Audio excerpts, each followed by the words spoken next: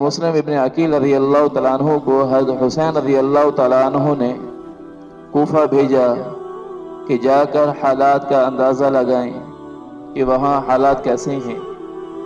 تو ان کا خط ان کے پاس جب پہنچا ہے تو جس دن ان کے پاس خط پہنچا ہے اسی دن حضرت مسلم ابن عقیل رضی اللہ تعالیٰ عنہ کو شہید کر دیا گیا۔ تو ان کے ساتھ حضرت ہانی ابن عروہ رضی اللہ تعالیٰ عنہ ان کو بھی شہید کر دیا گیا تھا۔ تو حضرت حسین رضی اللہ تعالیٰ عنہ یہاں مدینہ سے روانہ ہو رہے تھے، مکہ سے روانہ ہو رہے تھے۔ حضرت ابن عباس رضی اللہ تعالیٰ عنہما ان سے ملاقات ہوئی، ان سے تذکرہ کیا کہ میں جانا چاہ رہا ہوں۔ تو حضرت ابن عباس رضی اللہ تعالیٰ عنہ نے وہی الفاظ ارشاد فرمائے جو حضرت عبداللہ ابن زبیر رضی اللہ تعالیٰ عنہ نے کہے تھے۔ انہوں نے کہا تھا کہ ان کوفہ والوں نے آپ کے والد کا ساتھ نہیں دیا، آپ کے بھائی حضرت حسن کو زخم پہنچایا، ان سے خیر کی توقع نہیں ہے۔ اور پھر آگے یہ کہا کہ مجھے اپنا اور آپ کی عزت کا اندازہ نہ ہوتا کہ لوگوں کے ہاں آپ کی کتنی عزت ہے اور میری بھی لوگوں کے ہاں کتنی عزت ہے، تو میں آپ کے بالوں سے پکڑ کر آپ کو روک لیتا۔ مطلب یہ تھا زبردستی آپ کو روک لیتا کہ آپ یہاں مکہ سے وہاں نہ جائیں۔ لیکن حضرت حسین رضی اللہ تعالیٰ عنہ نے وہی بات جو حضرت عبداللہ ابن زبیر رضی اللہ تعالیٰ عنہ سے کہی تھی وہی ان سے بھی کہی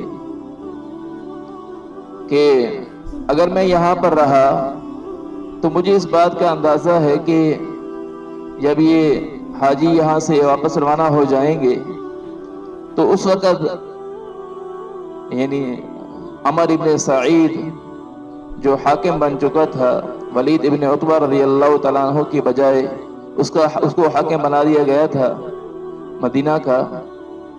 تو کہا کہ مجھے اس سے گمان ہے کہ یہ جو یزید کی جو فوج ہے، یہ جو اس کے ماننے والے ہیں، یہ مجھے مجبور کریں گے اس بات پر کہ میں اس کے ہاتھ پر بیعت کروں، اور مجھے اس بات کا خدشہ ہے کہ یہاں مکہ میں خون خرابہ ہوگا، اور میں نہیں چاہتا ہوں کہ ان مبارک شہروں میں خون خرابہ ہو،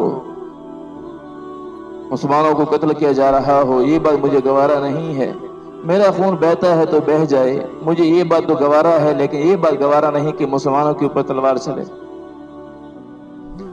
تو حضرت حسین رضی اللہ تعالیٰ عنہ اپنے گھر والوں کو ساتھ لے کر روانہ ہوئے۔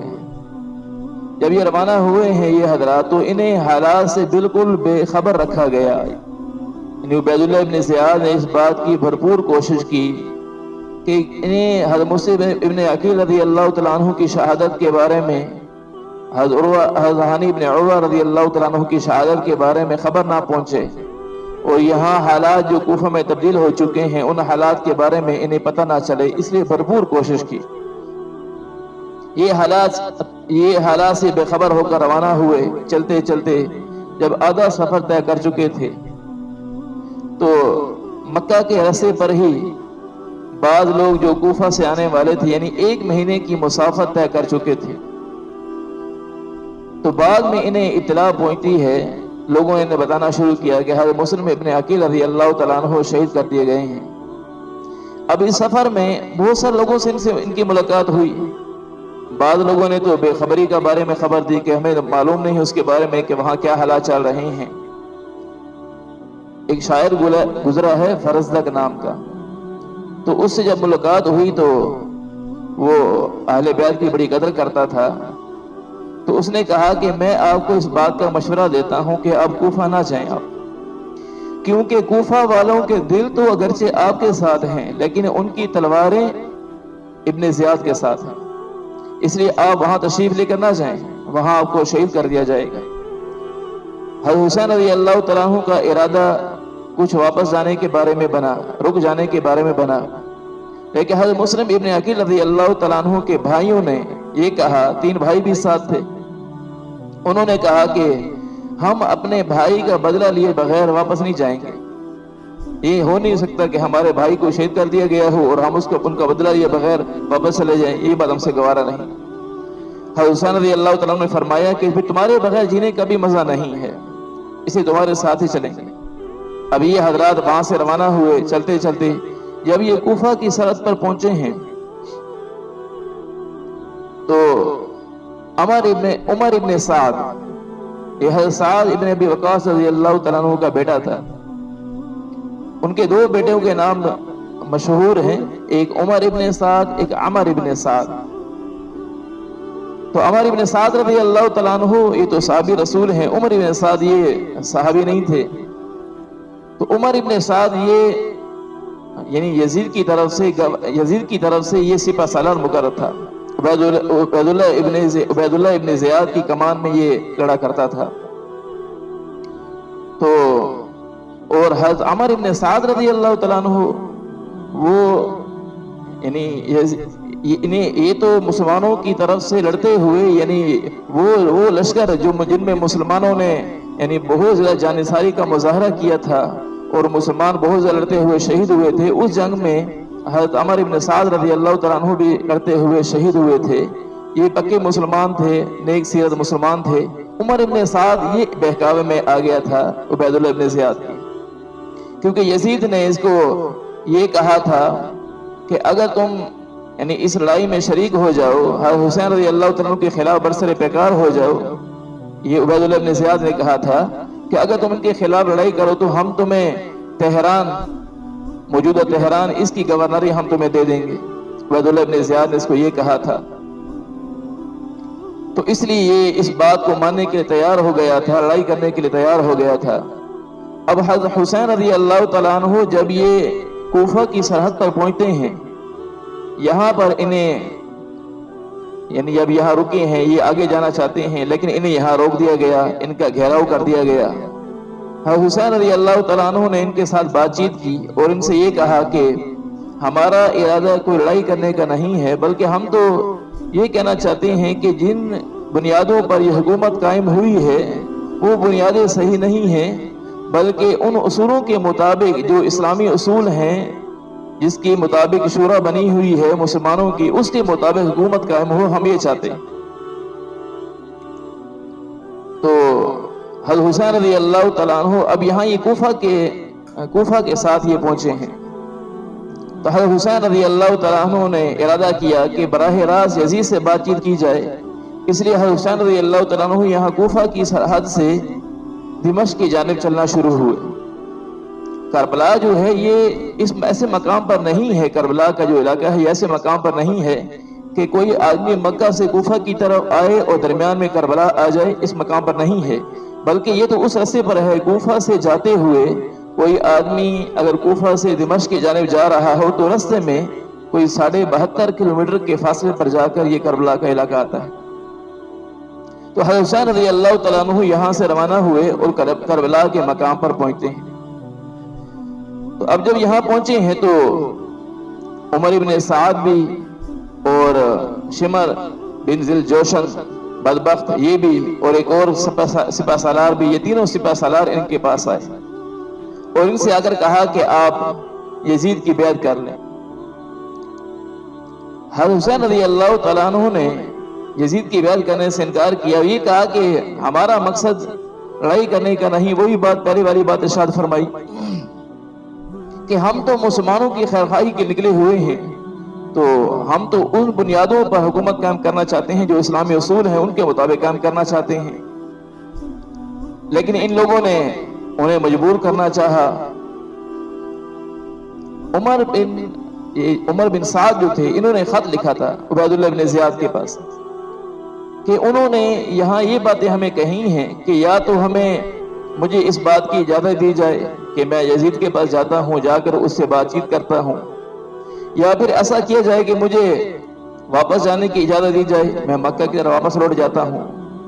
اور تیسری صورت یہ ہے کہ مجھے اسلامی سرحد کی طرف جانے کی اجازت دی جائے کہ میں یہاں پر خود نہیں آیا ہوں بلکہ مجھے یہاں پر بلایا گیا ہے اور کوفہ والوں نے مجھے اپنے ساتھ یعنی میرے ساتھ دینے کا ارادہ کیا ہے، عزم کیا ہے. اور یہ دیکھو ان کے خطوط میرے پاس ہیں.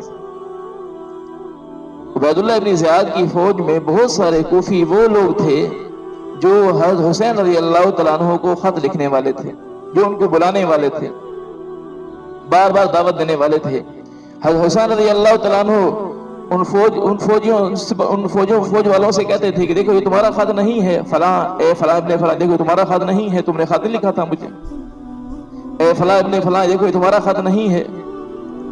تاریخ سے یہ بات معلوم ہوتی ہے، ایک شخص آیا، وہ سامنے آیا، اس نے کچھ الفاظ بولے، ان کی گستاخانہ الفاظ بولے، تو حضرت حسین رضی اللہ تعالیٰ عنہ سے پوچھا کہ تمہارا نام کیا ہے؟ اس نے اپنا نام بتایا۔ حضرت حسین رضی اللہ تعالیٰ عنہ نے اسے نام کیوں پوچھا تھا؟ کیونکہ ان لوگوں کے خطوط آتے تھے، ان خطوط میں ان کے نام لکھے ہوتے تھے، حضرت حسین رضی اللہ تعالیٰ عنہ ان ناموں سے پہچانتے تھے کہ یہ وہی لوگ ہیں۔ ورنہ حضرت حسین رضی اللہ تعالیٰ عنہ تو وہاں مکہ اور مدینہ میں تھے، یہ کوفہ والوں کو کیسے جانتے تھے؟ یہ جب خطوط آتے تھے، خطوط میں ان کے نام لکھے ہوتے تھے، ان ناموں سے پہچانتے تھے ان کو۔ تو حضرت حسین رضی اللہ تعالیٰ عنہ نے یہ 3 باتیں پیش کی۔ تو جب عبید اللہ بن زیاد کے پاس خط پہنچا کہ وہ 3 شرطیں، وہ 3 باتیں کہہ رہے ہیں، ان 3 باتوں میں سے ہمیں کسی ایک کی اجازت دی جائے، تو عبید اللہ بن زیاد نے کہا کہ نہیں، ان کے خلاف چڑھائی کر دی جائے، ان کے خلاف لڑائی کر دی جائے۔ حضرت حسین رضی اللہ تعالیٰ عنہ جب ان کے بعد دوبارہ خط پہنچا، ان تینوں سپہ سالاروں کے پاس وہ خط پہنچا، تو حضرت حسین رضی اللہ تعالیٰ عنہ ان سے ناامید ہو کر اپنے خیموں کی طرف واپس جا رہے تھے۔ جب واپس جانے لگے تو ان میں سے، یعنی اس فوج میں سے، عبید اللہ بن زیاد کی فوج میں سے ایک آدمی نے آگے بڑھ کر تیر مارا۔ یہ اکتوبر کا مہینہ تھا اور موسم میں کچھ ٹھنڈک آ چکی تھی۔ حضرت حسین رضی اللہ تعالیٰ عنہ نے جبہ پہنا ہوا تھا۔ جب اس نے تیر مارا تو وہ تیر آ کر دونوں پہلوؤں کے درمیان میں آ کر وہ جبے کو اس نے پھاڑا، تھوڑا سا زخم لگایا، لیکن ایسا زخم نہیں لگایا، بہت بڑا زخم نہیں لگایا کہ جس کی وجہ سے وہ نڈھال ہو جاتے۔ اس آدمی نے تیر مارا۔ اب یہاں سے لڑائی شروع ہوئی ہے، یہاں سے لڑائی کی بنیاد پڑی ہے، یعنی لڑائی کی ابتدا ان لوگوں نے کی ہے جو عبید اللہ بن زیاد کی فوج تھی، ان لوگوں نے لڑائی کی ہے۔ بعض لوگ یہ کہتے ہیں کہ حسین رضی اللہ تعالیٰ عنہ نے لڑائی کی ابتدا کی تھی، یہ غلط کہتے ہیں، ایسا نہیں، بلکہ ان لوگوں نے سب سے پہلے تیر مارا تھا۔ حسین رضی اللہ تعالیٰ عنہ محفوظ رہے، پھر اس کے بعد لڑائی شروع ہوئی۔ حضرت حسین رضی اللہ تعالیٰ عنہ کے بھتیجے حضرت عبداللہ رضی اللہ تعالیٰ عنہ رحمہ اللہ تعالی تابعی تھے، تو بڑے حسین و جمیل تھے۔ عبید اللہ بن زیاد کی فوج میں سے ایک شخص کہنے لگا کہ اس کو تو میں ہی قتل کروں گا، اس کو تو میں ہی قتل کروں گا، بار بار یہ کہہ رہا تھا۔ تو لوگوں نے کہا کہ تمہیں کیا پڑی ہے کہ تم ان کے پیچھے پڑ گئے ہو، تم یہ کہہ رہے ہو ان کو میں ہی قتل کروں گا، میں ہی قتل کروں گا۔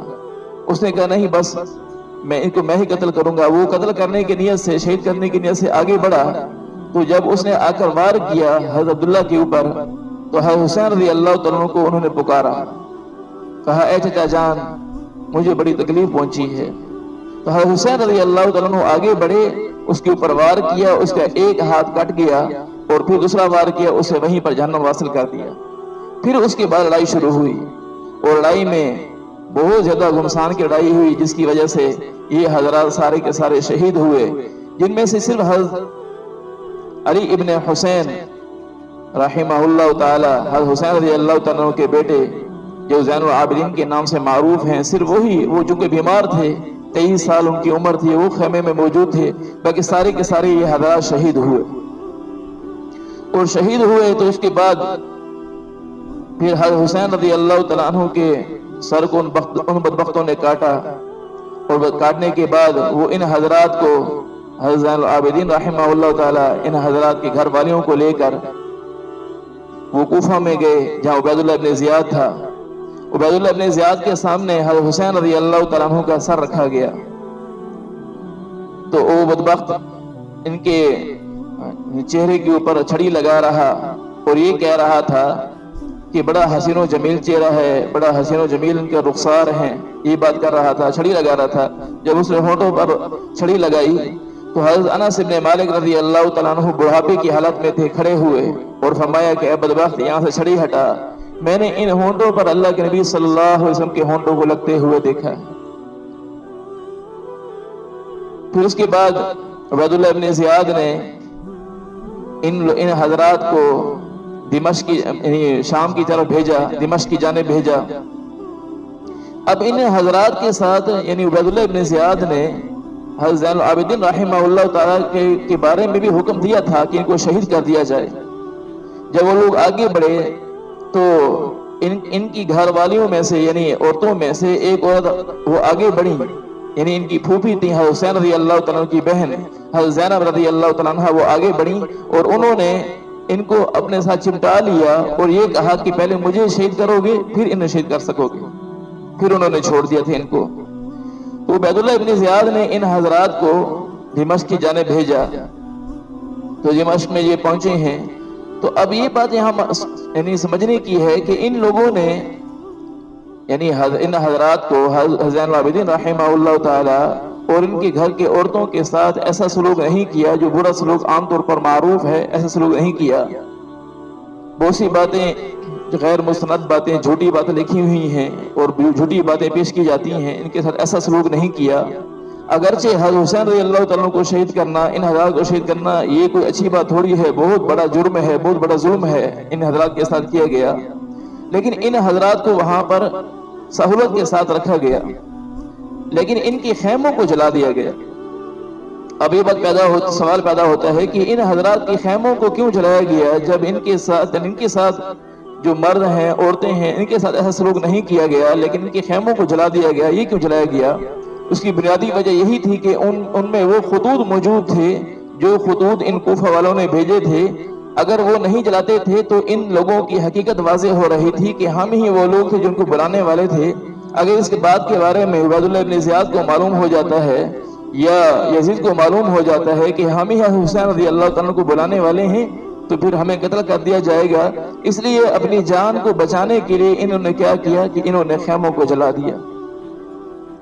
تو ان حضرات کو وہاں دمشق لے جایا گیا اور دمشق میں وہاں رکھا گیا، پھر اس کے بعد دوبارہ ان کو مدینہ بھیج دیا گیا۔ اللہ تبارک و تعالیٰ نے حضرت حسین رضی اللہ تعالیٰ کو شہید کرنے والوں کے ساتھ کیا معاملہ کیا کہ کوئی بھی ان میں سے اچھی حالت میں اس کا انتقال نہیں ہوا۔ ایک شخص تھا، وہ کہہ رہا تھا کہ یعنی اس کے بارے میں آتا ہے روایات میں کہ وہ اچانک اندھا ہو گیا، بالکل صحیح سالم تھا، اچانک اندھا ہو گیا۔ لوگوں نے اسے پوچھا کیا ہوا، تم تو بالکل صحیح سالم تھے، دیکھنے والے تھے، تو کیا ہوا؟